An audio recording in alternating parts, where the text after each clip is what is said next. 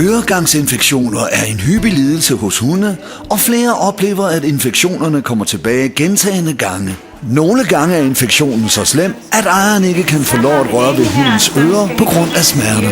Ørerne kan også være så betændte, at det er svært at rense dem på grund af hævelse af øregangen og overproduktion af ørevoks. I svære tilfælde vil det være nødvendigt at rense ørerne i bund i fuld narkose. Hos Ribe-egnens dyrlæger har vi i mange år specialiseret os i ørerens. Dyrlæge Susanne Stenderup Rasmussen har videreuddannet sig inden for hudlidelser hos hunde og katte, og hun vil derfor ofte være den dyrlæge, der foretager disse øreskyl.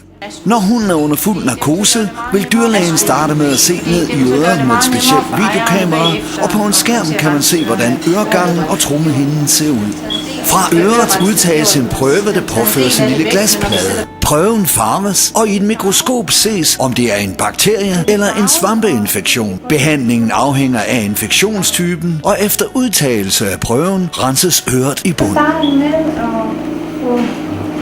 Løsnet af ørevoksen hernede, så vi hælder ørerens ned i øret, og så skal vi lige have en massage. Jeg må gerne finde noget vand frem hos en gang.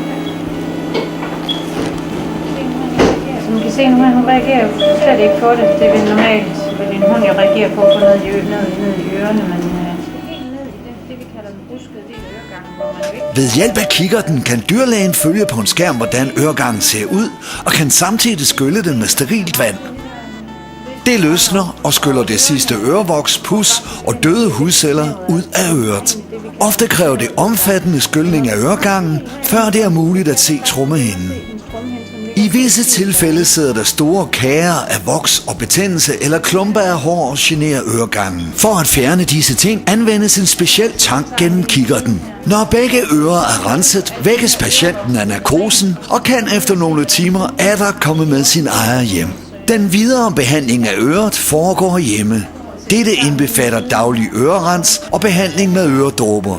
Efter 10-14 dage kommer hunden til kontrol for at se, om ørelidelsen er helbredt, eller om behandlingen skal forlænges.